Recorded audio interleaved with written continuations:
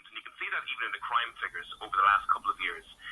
So crime has, in general, increased in the last 2 years, and drug crime is significantly increasing over the last number of years as well. And what that's doing is it's corroding the very fabric of society that we live in. And, you know, it's an incredible thing, but income is one of the key determinants of whether or not you can employ people. You know, if you wanted to employ people in a sweet shop in Belfast, what you do is you'd make sure you have the right income and terms and conditions to be able to be competitive to employ people. And if you don't have those incomes, terms and conditions correct, you're simply not going to get the right people within a force. And that's clearly happening at the police at the moment, where the lack of wage increases. And we have to ask ourselves why that's the case. Why is it that there's been a corrosion in the police force in the north of Ireland? In my view, it's significant. One, first of all, we don't have a proper functioning government. We have a DUP boycott, which has paralysed the whole infrastructure of the state. So in many ways, and this might seem, you know, strong, but in many ways, it's easier to be a criminal now that we don't have a government. It's easier to be a criminal because there's a weaker police force, and therefore they can get away with the actions that they're carrying out. So the DUP boycott of Stormont is a criminal competitive advantage currently. Do you think criminals care about politicians and what they're doing? I think criminals care about how many police are on the corner of the street, how many police are active in an area that can actually push back against their activities. And if they know that they can't push back against their activities, you asked the question there earlier, have we reached a tipping point in terms of not being able to deal with crime? But the truth is, it's a spectrum.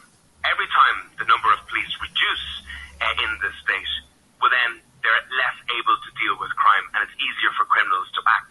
There's other issues, obviously, of course, in this as well. The complete management chaos and confusion of the last number of years has significantly damaged morale. There's the issue as well in the nationalist community, where many sections of the nationalist community are still not confident around the police force, and Catholic figures are still incredibly low there. And I do think that there's a job of reform that could actually help that. We could decouple the PSNI from MI5. We could make sure that there's a reform of community policing in many areas to make it far more community policing and less the military style policing that unfortunately has been seen in places like South Armagh and in Derry in the past.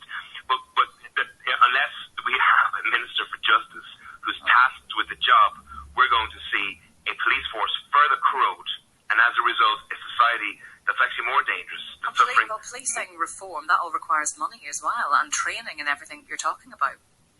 It does, but the first thing that it requires is political will.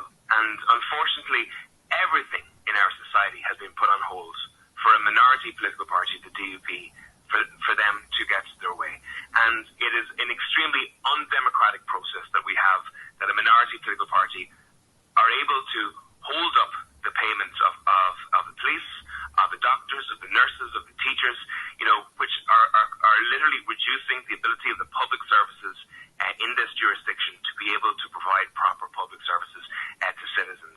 It cannot be allowed to continue. And one of the elements that I've noticed, especially that has an effect on police recruitment, is actually police welfare. So police welfare becomes more of an issue when the numbers of police fall. Because when the numbers of police fall, they feel less safe in doing their job. They feel less safe on a call-out, less able to go into a particular area. You know, when people are piling out of pubs in a city at night time, less able to be able to make sure that public order is maintained because they're less confident because they don't have the backup. If police welfare falls, it's going to have a knock-on effect in reducing the number of people who are willing to be recruited into the service. Are we there already? We talk about police welfare falling, you know, and morale and all of that, and then we're talking about 30 officers leaving each month. Are we at that stage? I think it's a process. I think it's a spectrum. I don't think it's necessarily a cliff edge we're falling, but to get to that stage. But we're definitely rolling down the hill in terms of the ability of the state to protect its citizens, to make sure that we fight against crime and fight against drugs. And unless we do that, we're going to see significant damage being done in communities right across the north of Ireland. And, you know, I think that the people, the MLAs who are getting a salary, I understand it's 2/3 of their salary, but they're still getting a salary, would want to have a firm look at themselves themselves, how can they take that taxpayers' money and put it in their pocket, while at the same time they're allowing... Taking a pay cut as well is worth bearing in mind too. But I do want to pick up on some of the points that you've made here and talk to Jim about them. Jim, a lot of this is talking